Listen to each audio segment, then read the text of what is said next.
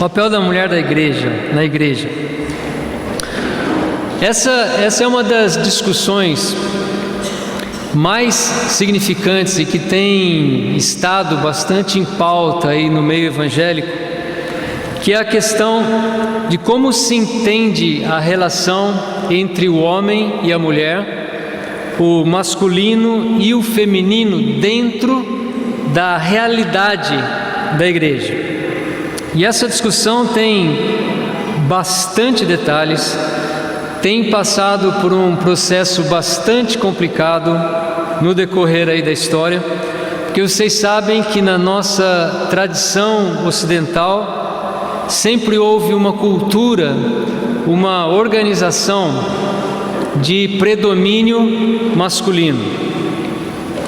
E acontece que, especialmente no final do século XIX, mais no século XX, houve um questionamento dessa postura, e aí nós tivemos então o que aparentemente foi uma mudança bastante significativa na compreensão do papel da mulher na sociedade, na igreja, na família e assim por diante. Só para a gente ter uma ideia, no passado a tendência era homens e mulheres terem educação separada e à distância. Talvez a maioria de nós não pegou essa época, mas eu me lembro da minha mãe, que lecionou por 31 anos e meio no primário, e eu indo lá assistir uma aula dela na escola onde ela lecionava, e as classes eram divididas em masculino e feminino. Então tinha o primeiro ano ser masculino, segundo ano ser feminino. Não existia o ensino homem e mulher junto. Outro fato que também jamais se imaginava antes era a possibilidade de uma mulher estudar no seminário ou, por exemplo, ser ordenada pastora. E na posição de algumas igrejas mais conservadoras, a mudança na compreensão do papel da mulher na igreja se tornou um divisor de águas, porque eles alegam que esse liberalismo teológico também abriu portas para outros liberalismos, como por exemplo o homossexualismo, como por exemplo o assunto do aborto e outros assuntos controvertidos. E essa mudança significativa no papel da mulher trouxe uma situação bastante complicada na maneira de como as igrejas, como as comunidades cristãs lidariam com isso. Então nós temos desde um posicionamento que é chamado de patriarcalismo, que é uma ideia que ainda existe e a gente encontra em vários contextos religiosos, de que há uma necessidade de uma supremacia masculina em todos os aspectos, e que essa supremacia ela deve se apresentar na igreja e na sociedade, na família e assim por diante. E no outro extremo nós encontramos a posição feminista, que é o outro lado da moeda, ou seja, que deve haver um predomínio e um domínio completo e absoluto da mulher para o benefício da sociedade, e que deve haver uma luta contra essa postura patriarcal. Então é muito interessante a gente perceber e ver como esse pessoal se organiza. Os patriarcalistas, eles dizem que o homem ele deve ter o predomínio porque ele é mais organizador, porque ele é mais forte, porque ele tem uma inteligência racional, e que se a mulher estivesse no controle, a humanidade ainda não teria saído da Idade da Pedra. E as feministas vão rebater dizendo que a mulher, sim, ela é que deve ser predominante, porque ela é a doadora da vida. Então ela é capaz de nutrir, ela é capaz de cuidar, ela é capaz de fazer o que é fundamental, que elas introduziram as coisas mais importantes na sociedade. Elas, por exemplo, foram as que aprenderam a contar, porque elas contavam seus ciclos menstruais, e que os homens não, os homens são selvagens, os homens são brutos, são ignorantes, e que se eles dominarem o mundo, tudo vai terminar em guerra. E a mulher não, a mulher é da paz, a mulher é da concordância e outros elementos naturais. Então esses são, resumidamente, os discursos que são apresentados pelos patriarcalistas e pelas feministas, ou pelos feministas. Já no meio evangélico, que é o nosso meio propriamente, não existe tanto patriarcalismo puro, nem existe tanto o feminismo puro. Existem o que é algumas posições no meio desses caminhos que nós vamos observar e vamos olhar quais são esses desdobramentos que nós vamos encontrar então aí nesse processo. Para isso, nós temos que olhar alguns aspectos bastante importantes que têm que ser considerados. Por exemplo, o que é que a Bíblia diz sobre esse assunto? Quais são os princípios bíblicos, quais são os mandamentos bíblicos? Nós temos que considerar como é que se interpretam alguns textos bíblicos que abordam esse tema, como eles devem ser lidos, como eles devem ser compreendidos, e também observar como essa realidade, como esse assunto vai se encaixar dentro de um contexto e dentro de uma cultura. Então o que é que acontece? Hoje há duas posições que está em profundo debate, que é chamado de complementarismo e igualitarismo. Então guardem bem essas duas palavras que a gente vai repeti-las aqui várias vezes: complementarismo e igualitarismo.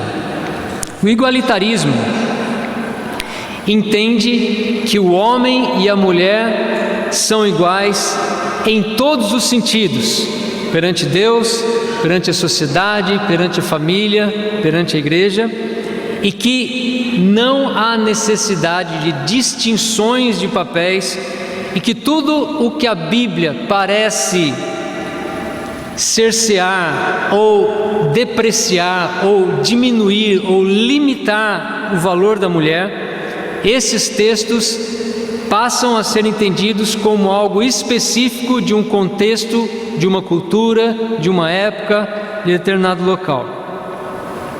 Complementarismo vai trazer a ideia que tem predominado no meio evangélico mais conservador. Então é onde o homem e a mulher, eles são distintos, e sendo distintos, eles têm papéis complementares, e que deve haver um subordinacionismo feminino baseado não na ideia de que a mulher é inferior na sua essência, mas que existem papéis distintos, papéis esses que devem ser conservados, e que a orientação bíblica sobre esses assuntos não é simplesmente algo cultural ou algo contextual. Então vamos dar uma olhada aí nesse processo. E primeiro, é claro, que a gente precisa olhar lá no começo de tudo, lá na criação, em Gênesis, e vamos ler capítulo 1 de Gênesis, versículo 26.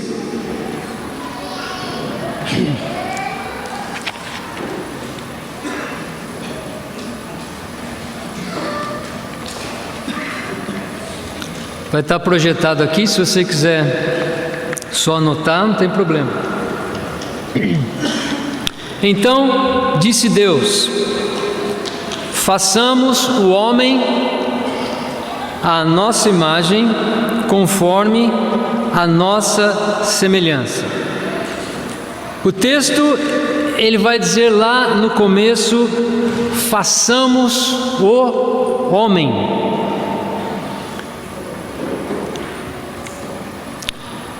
No hebraico, essa palavra homem é Adam, A-D-A-M, Adam. E esse Adam, ele pode significar ser humano ou criação geral da humanidade. Então nós poderíamos ler: façamos o ser humano à nossa imagem e semelhança.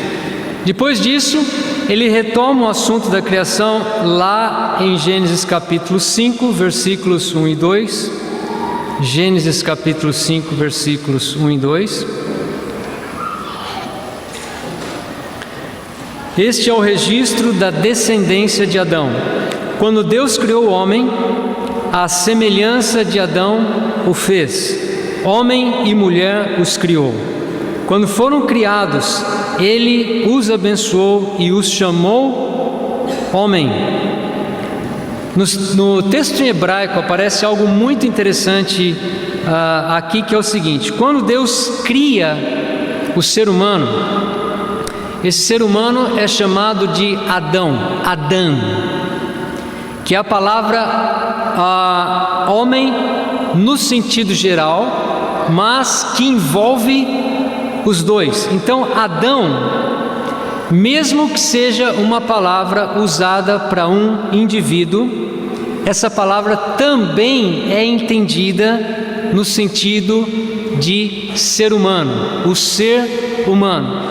O texto diz que Deus criou o homem e mulher os criou. Então, os dois estão aí incluídos em Adão. Isso tira a ideia logo de cara que um é melhor que o outro, ou que um é especial e que o outro é um problema.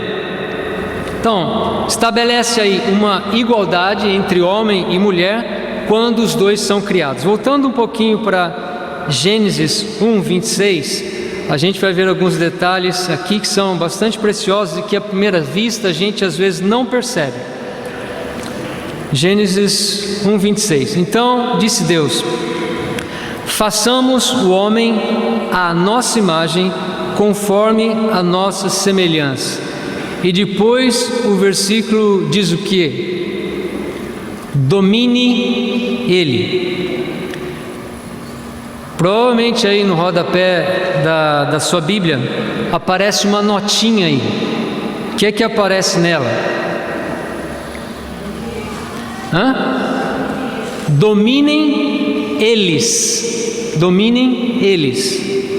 Na hora então de falar domine o homem, vai para o plural, ou seja, dominem eles. Quer dizer então que esse homem, Adão, envolve os dois, homem e mulher, e essa responsabilidade de dominar se aplica aos dois. Então Deus deu a responsabilidade e também o privilégio para o ser humano de cuidar e dominar e governar o mundo, e isso inclui os dois, inclui homem e inclui mulher. Não sei se você reparou, mas o texto diz: façamos.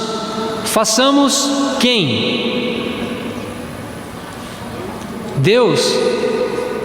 Exatamente, muito bem. Então, esse verbo aqui está no plural. O texto está falando do Pai, do Filho e do Espírito Santo. Está falando da Trindade. Está mostrando então aqui a ação divina da Trindade na criação de um elemento humano que também é diversificado.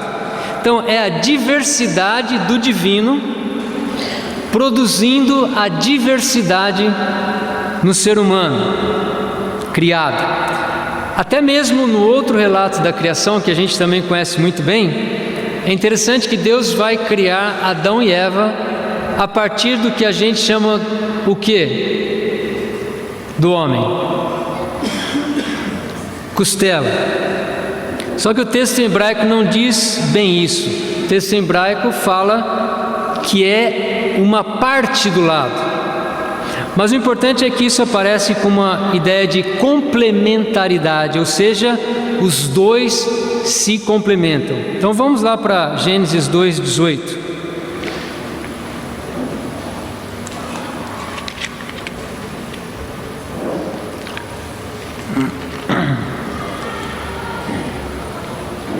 Então o Senhor Deus declarou: não é bom que o homem esteja só. Farei para ele alguém que o auxilie e lhe corresponda. Essa frase é muito interessante porque algumas traduções antigas, e eu li muito essa tradução quando eu era adolescente, jovem, e algumas traduções dizem: farei para ele uma auxiliadora idônea, em outras traduções uma ajudadora.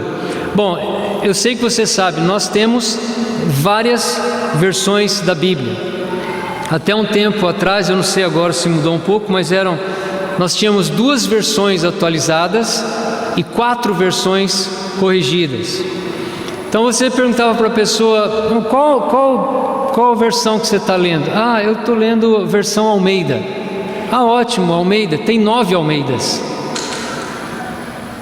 Tem corrigida fiel, revista e corrigida, revista e atualizada e aí por diante. Então, a pessoa às vezes está lendo uma versão, mas ela não sabe direito qual versão que ela está lendo, e aí pode trazer algumas complicações na hora do entendimento do texto. Então, o que é que acontece? Ajudador é uma palavra que não tem nenhuma conotação em si de superioridade ou inferioridade. Ajudador significa ajudador. O salmista mesmo fala, por exemplo, que Deus é o meu ajudador. E a versão atualizada traz uma tradução um tanto quanto infeliz, que é que lhe seja idônea. E essa palavra idônea não aparece no texto em hebraico. A ideia do texto é que Deus, ao criar a mulher, estava criando alguém que se encaixa perfeitamente com o homem, ou seja, alguém que seja absolutamente complementar. Por exemplo, quando Deus os abençoa, Ele diz lá em Gênesis capítulo 1, 28, Deus os abençoou e lhes disse: sejam férteis e multipliquem-se. O sejam férteis não dá para ser sozinho, não é verdade? O ser humano não consegue ser fértil sozinho. Um precisa do outro para que isso aconteça. O homem precisa da mulher e a mulher precisa do homem na mesma proporção. Portanto, a ênfase bíblica é de complementaridade e de igualdade. Muito bem, mas onde é então que a coisa pega mesmo para valer? Vamos abrir lá agora Novo Testamento, 1 Timóteo capítulo 2, versículos 11 até versículo 15. 1 Timóteo 2, versículo 11 e versículo 15.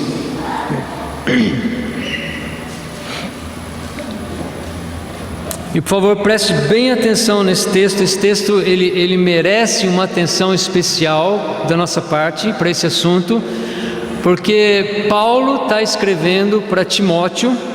Timóteo está lá na igreja em Éfeso, e por ser uma epístola pastoral, Paulo está passando para Timóteo como deveria ser a vida pastoral naquela igreja. E o texto então diz o seguinte: a mulher deve aprender em silêncio com toda sujeição. Não permito que a mulher ensine, nem que tenha autoridade sobre o homem.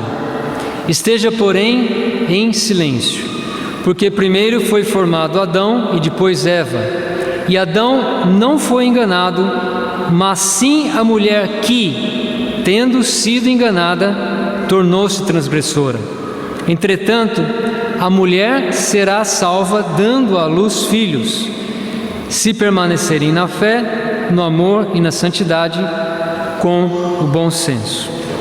Bom, não há dúvida que o Novo Testamento ele vai apresentar diversos textos que trazem uma ideia geral de que há um papel de liderança dentro da igreja, no qual o protagonista é o homem, e que diversos textos vão sugerir uma atitude de não liderança feminina e uma atitude de submissão ao homem. Por exemplo, 1 Coríntios 14:34 vai dizer isso: Permaneçam as mulheres em silêncio nas igrejas, pois não lhes é permitido falar. Antes, permaneçam em submissão, como diz a lei. Se quiserem aprender alguma coisa, que perguntem a seus maridos em casa, pois é vergonhoso uma mulher falar na igreja. Um outro exemplo é Efésios capítulo 5, versículo 22 a 24, que diz: mulheres, sujeitem-se cada uma a seu marido, como ao Senhor, pois o marido é o cabeça da mulher, como também Cristo é o cabeça da igreja, que é o seu corpo, do qual ele é o Salvador.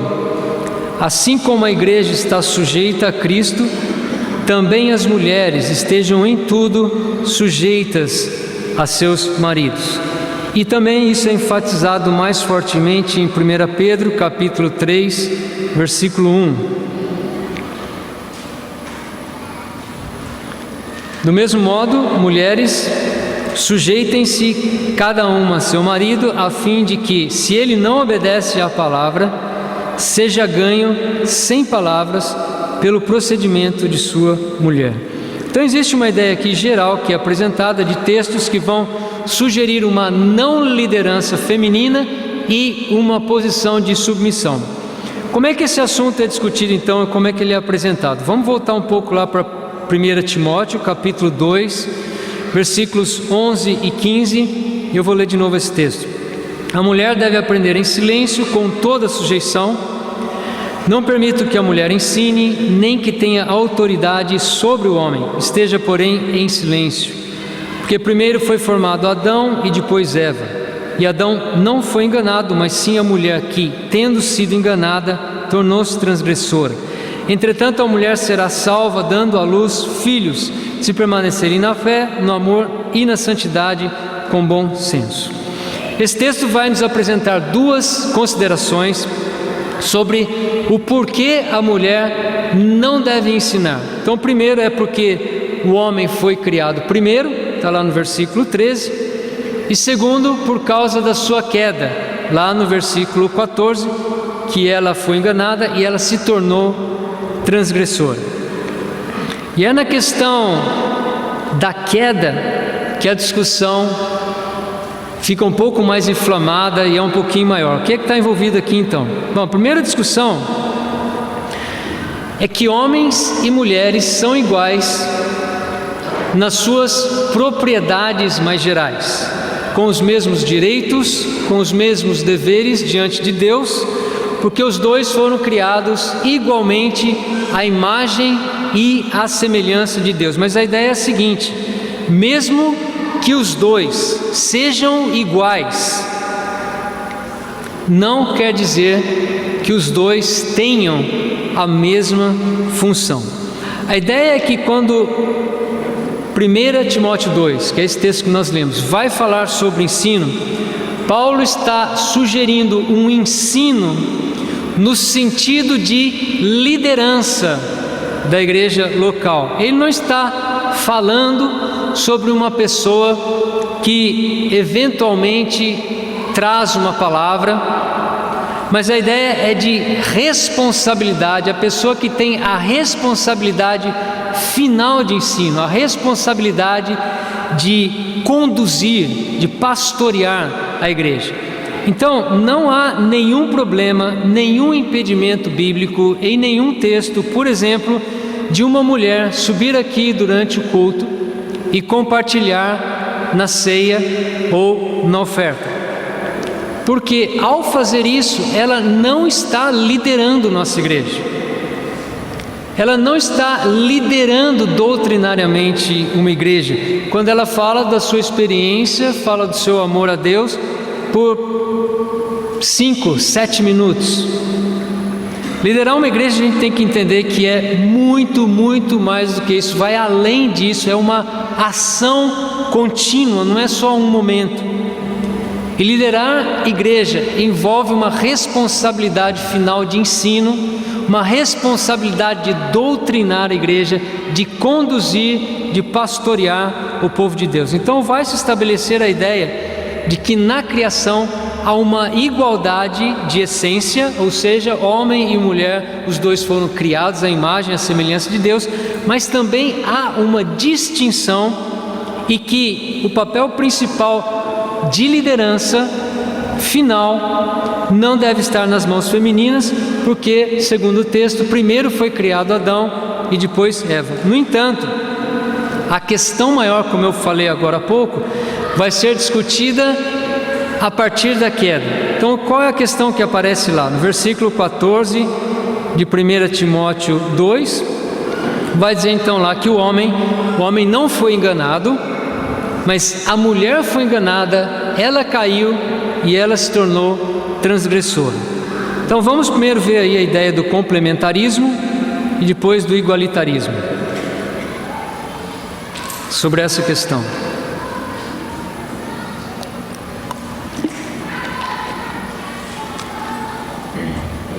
Os complementaristas, eles vão sugerir o seguinte, que a queda e a entrada do pecado aconteceu via mulher. Então eles vão dizer que o forte da mulher não é teologia, que o forte da mulher não é doutrina e que essas questões não podem ser salvaguardadas pela parte feminina da igreja e que a liderança deve ser masculina para que a igreja não tome uma direção errada. É por causa então da criação e da queda que a mulher não deve ensinar. É verdade que de fato a queda colocou a mulher numa situação bastante complicada. Inclusive em Gênesis capítulo 3, versículo 16, você vai ver um pouco disso. Lá diz o seguinte: seu desejo, ou seja, da mulher, será para o seu marido, e ele, o marido, a dominará, e o marido dominará a mulher. Só que aí, o texto de 1 Timóteo 2, no versículo 15, vai ter uma frase muito estranha, que a gente passa rapidinho por ela, e às vezes não quer tentar pensar um pouquinho sobre o assunto. E diz o seguinte, versículo 15, 1 Timóteo 2: entretanto, a mulher será salva, dando à luz filhos, se permanecerem na fé, no amor e na santidade, com bom senso. A mulher será salva dando à luz filhos. O que é isso? Que história é essa da mulher ser salva dando à luz? Quer dizer que o homem é salvo pela fé e a mulher é salva dando à luz? Não é estranho esse texto? Tem uma nota aí na sua Bíblia, na NVI, para salva, que é o quê? Restaurada. Então a mulher será salva ou será restaurada, dando à luz filhos. Então esse texto está tratando de uma situação que é derivada de uma leitura que se faz na criação e na queda. Que leitura é essa? Que a mulher, como a gente falou aqui, ela estava, por causa da queda, numa posição de desvantagem em relação ao homem, porque ela tinha sido enganada, ela que tinha se tornado transgressora, e agora ela é o que, segundo esse texto, restaurada, ou seja, elevada novamente a uma posição de honra, ao fazer o que? Ao dar à luz filhos. E por que dar à luz filhos faz uma diferença? Não é curioso isso? Bom, o argumento então é que primeiro foi formado o homem e depois a mulher. Mas o que é que a gente vê hoje? Que não existe nenhum homem que não tenha nascido de uma mulher. Então o fato da mulher dar à luz traz uma espécie de contrabalanceamento, um equilíbrio, uma certa compensação, um grau de igualdade. Porque por mais que um homem seja importante, não tem como ele não ter vindo de uma mulher. Então, como ele é nascido de uma mulher, Surge então a teologia que aparece lá em 1 Coríntios, capítulo 11, versículos de 11 a 12. 1 Coríntios 11, versículos 11 a 12.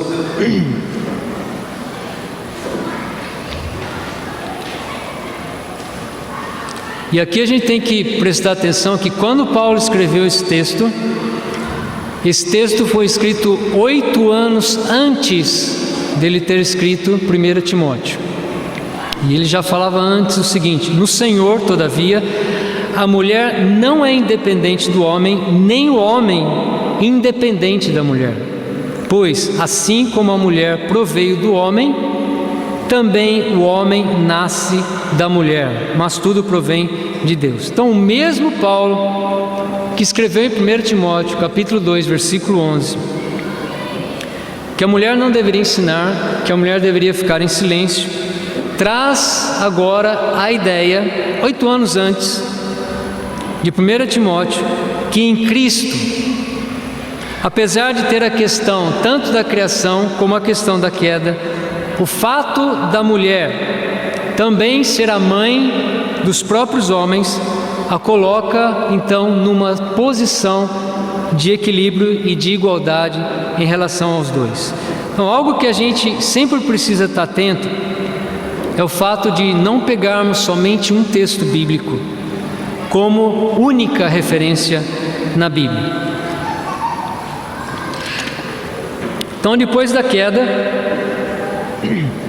Deus coloca a responsabilidade do fato também sobre Adão, que apesar do problema ter inicialmente acontecido por meio de Eva, existe um assunto que os teólogos comentam bastante, que se chama o silêncio de Adão, que, resumidamente falando, trata sobre a omissão masculina. Tanto é que Deus, então, depois no texto, ele vai falar com Adão, ele vai falar com Eva e ele vai falar com a serpente, ou seja, todos são penalizados. Então, apesar de 1 Timóteo 2 e de vários outros textos que aparentemente limitam a liderança feminina, nós temos em contrapartida algumas coisas interessantes no Novo Testamento, principalmente no livro de Atos, e lá você vai encontrar mulheres numa situação de bastante proeminência no reino de Deus, como é o caso, por exemplo, de Priscila e Áquila, onde os dois estão aparentemente trabalhando juntos num processo de condução de liderança na igreja. A gente tem ainda a famosa discussão, que a gente não tem tempo aqui de entrar em detalhes, sobre uma cristã chamada Febe, em Romanos 16, 2, que está servindo lá na igreja em Cencreia, e que tudo leva a crer que ela era uma diaconisa. Paulo diz para receberem bem essa irmã, porque ela estava auxiliando, sendo de grande auxílio para muita gente, inclusive para Paulo. No mesmo capítulo, existe também uma discussão entre conservadores e não conservadores sobre Júnias, que pelo nome não dá para saber se era um nome masculino ou um nome feminino, mas era uma pessoa bastante proeminente. Em Atos ainda aparecem outras mulheres com bastante destaque, ou seja, você vai encontrar na teologia de Lucas, que escreveu o livro de Atos, uma ênfase muito forte e até em mulheres de alta posição na sociedade, mulheres, por exemplo, como Lídia, que foi o ponto de partida para a igreja em Filipos, lá em Atos 16. Existe aí então uma discussão que é a seguinte: o que é que significam então os textos proibitivos e o que significam os textos onde parece que as mulheres têm um pouco mais de liberdade de ação, como esses exemplos que a gente falou aqui no livro de Atos, e que nos textos que proíbem, e o que acontece com os textos que limitam. O texto diz que seria proibido que elas pregassem para audiências mistas, homens e mulheres, num ambiente exatamente assim, com homens e mulheres, num contexto de igreja. O texto diz que elas não deveriam exercer autoridade como pastoras, como bispas, como presbíteras, como apóstolas, dessa maneira. Então a discussão em 1 Timóteo 2, 11 a 15 é que as mulheres não podem ensinar os homens, elas não podem exercer autoridade sobre os homens. Mas a pergunta é: quais homens? Onde? E que tipo de ensino elas estariam fazendo? O contexto de Timóteo, a gente tem que entender bem isso, é sobre uma igreja que está reunida para uma adoração pública, um culto. Então quer dizer que fora dessa reunião pública, o que é que não está proibido? O texto então não proíbe que as mulheres ensinem homens fora dessas reuniões públicas. Vocês se lembram muito bem, por exemplo, do caso de Priscila e Apolo. Apolo estava lá, iniciando na sua carreira cristã, um pouco fora da onda, e Priscila e Áquila o chama para ensinar-lhe melhor a respeito do caminho. E onde isso acontece? Na casa deles. Não foi na sinagoga, não foi em público. O texto não proíbe, por exemplo, as mulheres de ensinar outras mulheres e crianças nas reuniões públicas. Tito até menciona que as mais velhas devem ensinar as mais novas a amarem seus maridos. O texto não proíbe a mulher de ensinar um homem, desde que ao fazer isso ela não exerça autoridade pastoral sobre o homem, que era o contexto de 1 Timóteo capítulo 2. O texto não está proibindo a mulher de orar na igreja. As mulheres poderiam exercer algum tipo de autoridade não pastoral, por exemplo, na política, nos negócios, em cargos de chefia e assim por diante. Então essa é a visão complementarista. Vamos falar agora um pouco do igualitarismo.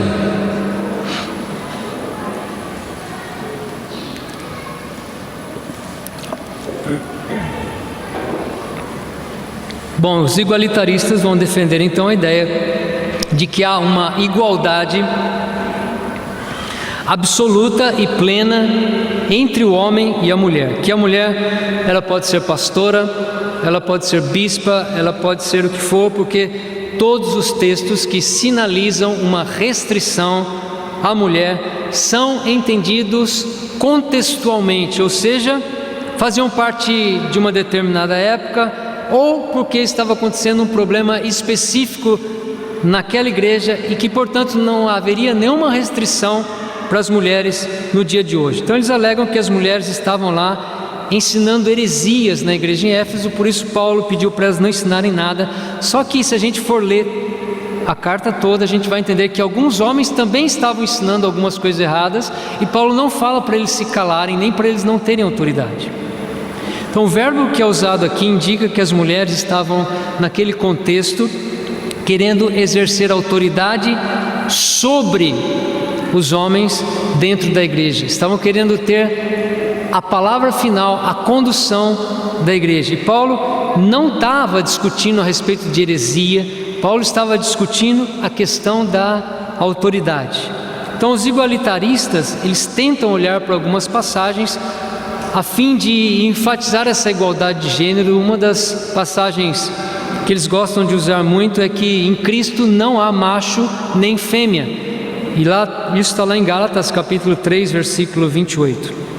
Gálatas 3, 28.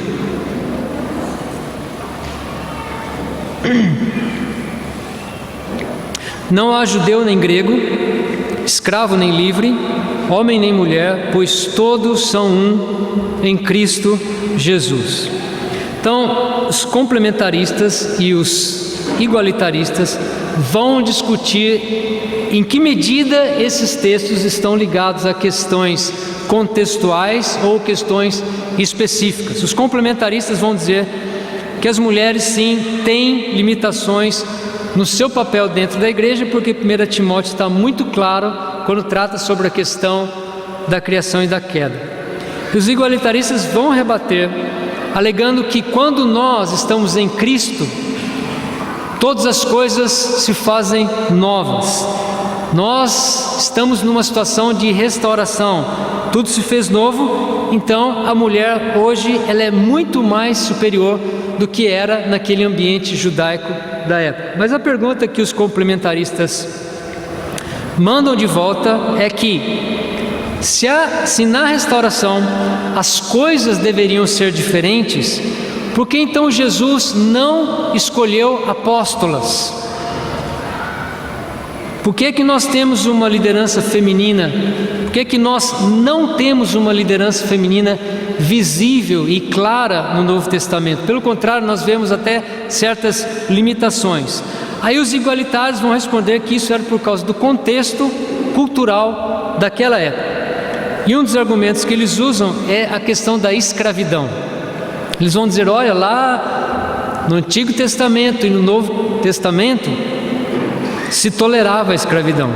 Então eles citam, lembra daquele episódio entre Filemão e Onésimo, que Paulo está lá envolvido, e Paulo em nenhum momento vai dizer, olha, que negócio é esse de escravidão? Escravidão é um absurdo, onde já se viu um cristão ter um escravo? Paulo nem entra no mérito dessa questão. Então eles vão dizer que a escravidão era uma questão cultural da época, assim como as limitações da mulher eram culturais da época, e que isso acabou lá atrás, isso hoje é diferente. Aí os complementaristas respondem, olha, a proposta não é essa, que se fossem para todo mundo ser igual, hoje ou naquela época, Paulo já teria condenado a escravidão naquela época, e a escravidão era permitida, mas ela tinha restrições no Novo Testamento, e a Bíblia ela não tem uma visão de mundo que favorecia a escravidão. E depois mesmo a escravidão ela acabou sendo abolida pelo conceito primordial cristão. Então primeiro a gente precisa lidar com a ideia do princípio bíblico, e depois com a questão do contexto da cultura, quando, onde foi escrito, para quem e por que os textos estavam sendo escritos. E a gente pode lembrar de outros exemplos que são citados como as filhas de Filipe, que no livro de Atos elas faziam o quê? Ele tinha 4 filhas que profetizavam. Bom, não há dúvidas que em 1 Timóteo existe uma restrição de um ensino oficial feminino, mas ao mesmo tempo você encontra aí as 4 filhas de Filipe que profetizavam. E aí os igualitaristas vão dizer, está vendo, olha, profetizar é a mesma coisa que pregar. Então as mulheres podem sim pregar. E é verdade, quando a gente fala de profecia no Antigo Testamento, essa palavra profecia tem muito mais a ver com a pregação, com trazer a palavra da parte de Deus, do que uma questão de predição, de se falar sobre algo que aconteceria no futuro.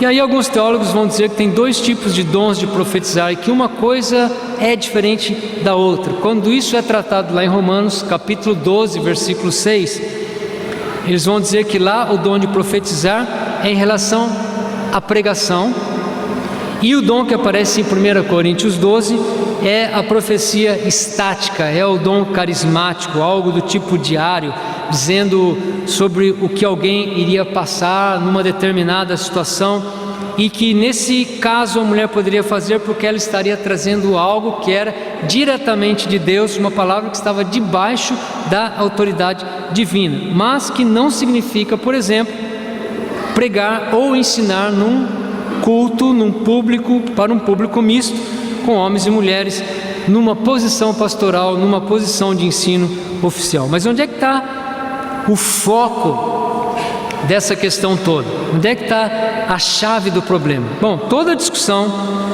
que hoje se faz em torno desse assunto, ela está bastante comprometida por uma falha na compreensão da base do sistema.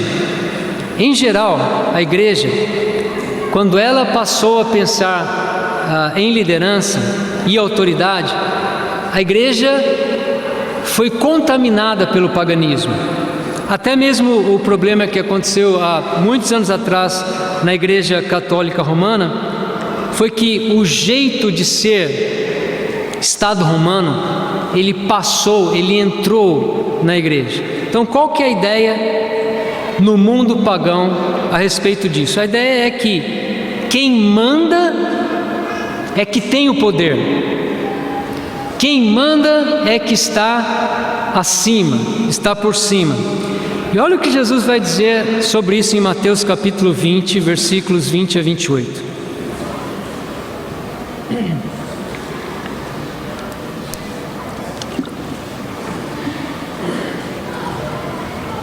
Então aproximou-se de Jesus a mãe dos filhos de Zebedeu com os seus filhos e, prostrando-se, fez-lhe um pedido. O que você quer? Perguntou ele. Ela respondeu: declara que no teu reino esses meus 2 filhos se assentarão, um à tua direita e outro à tua esquerda. Então aqui nós temos os discípulos de Jesus representando o lado masculino, a mãe deles representando o lado feminino. E qual é a questão aí? A questão é: quem é que vai mandar? Jesus, olha, dá prioridade para os meus 2 filhos aqui, que eles são gente boa. E disse-lhes Jesus no versículo 22, vocês não sabem o que estão pedindo. Podem vocês beber o cálice que eu vou beber? Podemos, responderam eles.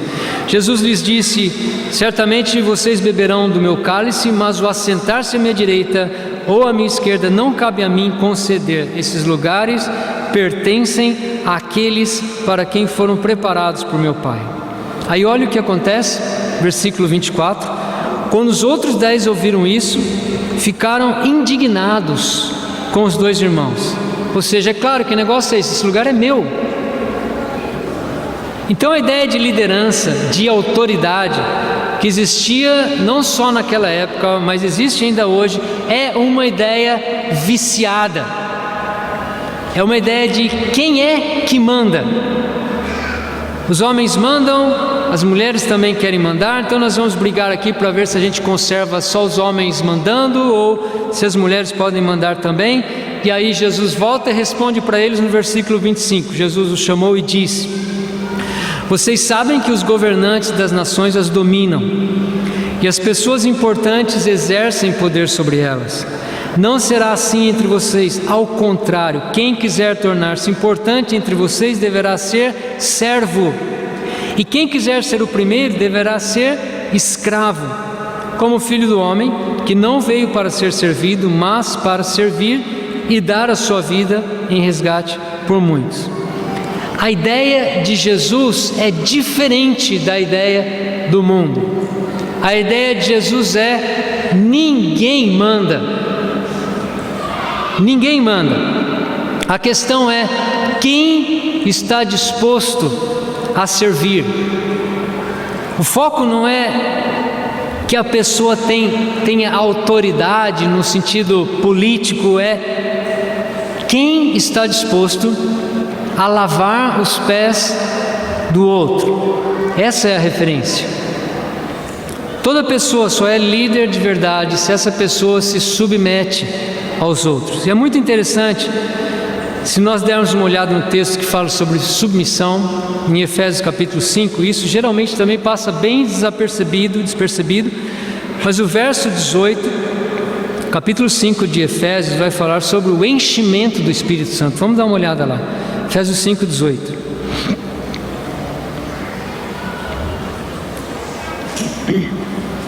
Não se embriaguem com vinho, que leva à libertinagem, mas deixem-se encher pelo Espírito. Então o que é que Paulo está falando aqui? Olha, não se embriaguem com vinho. O vinho é atraente porque ele ajuda, pelo menos temporariamente, a esquecer dos problemas da vida. Parece que ele preenche algumas necessidades do ser humano. A pessoa bebe, fica feliz, mas Paulo diz: o vinho não é a saída. Em vez de ir para o vinho, vocês devem ir para algo melhor, um outro tipo de vinho, que é o Espírito Santo. Busquem o enchimento do Espírito Santo, Paulo fala, ao invés de abraçarem a libertinagem, ao invés de abraçarem a depravação, a decadência, porque só o Espírito Santo vai produzir o que realmente interessa para vocês. Aí ele vai dar continuidade e ele chega no versículo 21 e ele vai dizer o quê? Sujeitem-se uns aos outros por temor a Cristo. Esse verbo aqui, sujeitar-se, é um verbo que está no particípio presente do grego e que nas melhores gramáticas aí gregas é o particípio presente com força de imperativo. Por isso a NVI traduziu como sujeitem-se. E aí o verbo deixem-se encher, versículo 18, ele é seguido pelos verbos falando, cantando, louvando, quer dizer, deixem-se encher pelo Espírito, falando, cantando e louvando, versículo 19, dando graças, versículo 20, deixem-se encher, versículo 21, sujeitando-se uns aos outros.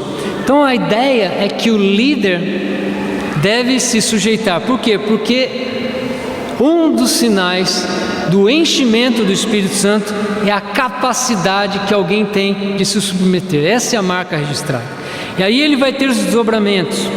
Como é que essa submissão vai se manifestar? Então ele vai englobar homens, mulheres e famílias. Ele fala sobre os pais, sobre os filhos. E depois ele vai desdobrar para senhores e servos. Ou seja, tem a ver com a família e tem a ver com a sociedade. Você pode ler isso lá, Efésios capítulo 2, versículos... Efésios 5, capítulo 5, versículos 22 até capítulo 6, versículo 9. Muito bem, como é que o marido se submete à sua mulher? Amando sua esposa como Cristo amou a igreja. Como é que a mulher se submete ao marido? Ouvindo, atendendo o seu marido. Esse submeter-se é um deslocar-se na direção do outro para servir. Então ele fala, é o pai não provocando a ira do filho. Provocar a ira é o pai ou a mãe pegar tão pesado com o filho que ele fica extremamente desanimado, não tem vontade de prosseguir. É o filho obedecendo aos pais. É o Senhor tratando com dignidade seus servos, porque ele também tem um Senhor no céu. É o escravo sendo submisso, obedecendo ao seu Senhor, como ele obedece a Cristo. Então é interessante que o cristianismo tem essa ideia fundamental, que a força mais poderosa que existe no mundo se chama amor. É o amor incondicional, é o amor sacrificial, é o amor que leva a pessoa a se colocar em último lugar em favor do outro. Essa é a referência. Então, quando a gente começa a dizer que quem manda aqui sou eu, já era, já acabou. Antes de começar, perdeu completamente o sentido. A pergunta não é essa, a pergunta é: quem está disposto a lavar os pés do outro? Porque o líder é aquele que se submete. É a famosa frase de Martim Lutero. Ele disse o seguinte: o cristão é o escravo de todos os homens, porque ele está submisso a todo mundo. E é o mais livre de todos os cidadãos, porque ele não é prisioneiro de ninguém. Eu vou repetir. O cristão é o mais escravo de todos os homens, porque ele está submisso a todo mundo. E é o mais livre de todos os cidadãos, porque ele não é prisioneiro de ninguém. Então, de certa forma, a única coisa que nos liberta plenamente é a nossa escravidão ao próximo. Mas isso só dá para entender e aceitar sendo um cristão. Isso para o mundo, esquece, é loucura. Então toda essa discussão fica prejudicada, porque quando a gente fala que quem é mais importante e quem é que manda mais, dá a impressão que as pessoas estão disputando espaço, estão disputando poder. E se é isso, acabou, esquece, não entendeu nada do assunto. O homem e a mulher são igualmente importantes diante de Deus, porque ambos foram criados em sua essência à imagem e à semelhança de Deus. Homem e mulher são iguais, mas com funções e papéis diferentes. Mesmo sendo funções e papéis diferentes, eles são importantes. O homem e a mulher se complementam nas suas funções. E agora, de fato, olhando para todo o panorama do Novo Testamento, a gente percebe que existe uma direção onde é sábio você ter uma liderança masculina fundamental, principal, dentro da comunidade da fé. E mesmo assim, é possível ter uma mulher no ministério da igreja que não seja uma espécie de autoridade final. A questão é que, no reino de Deus, é muito importante essa percepção do enfoque feminino, tanto quanto do enfoque masculino. Então, como o homem e a mulher são bem diferentes, têm aspectos bastante particulares, a percepção dos dois a respeito de Deus, a respeito da igreja, é bastante interessante, é bastante enriquecedor, e isso vai contribuir e trazer um equilíbrio para que nós tenhamos uma igreja saudável e espiritual. Nós vamos parar por aqui. Isso foi um resumo e espero ter provocado alguns pensamentos. Eu estou à disposição aqui na frente para tirar qualquer dúvida, tá bom? Muito obrigado, um ótimo domingo a todos. Amém.